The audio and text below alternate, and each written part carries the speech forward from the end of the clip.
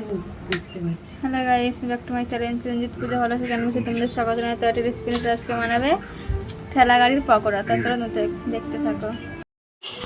এখানে আমরা ছোলার ডাল আর মটর ডাল সমান সমান করে ভিজিয়ে রেখে দিয়েছি, ভালো করে ধুয়ে নিয়েছি। আমি এবারে বেটে নেব।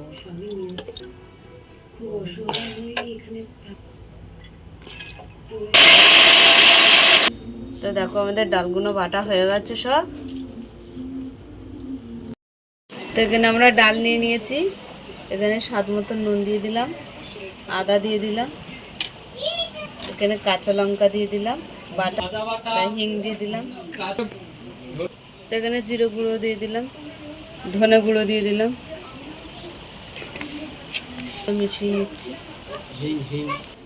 এখানে হলুদ দিয়ে দিলাম, কড়াইতে আমি তেল দিয়ে দিলাম। তো এমনি এমনি আমরা ছোট্ট ছোট করে ভাজবো। তো আমাদের পকোড়া ভাজা হয়ে গেছে, তুলে নিচ্ছি। পুদিনা পাতা নিয়ে নিয়েছি, পকোড়ার সঙ্গে পুদিনা পাতার চাটনি, আদা, কাঁচা লঙ্কা বেটে নেব।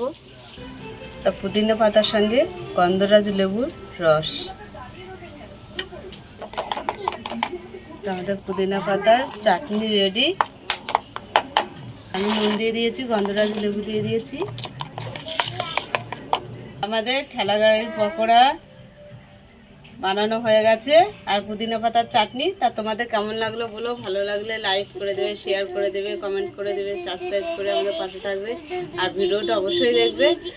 গলুর কাছে দেখছো বন্ধু, টাটা।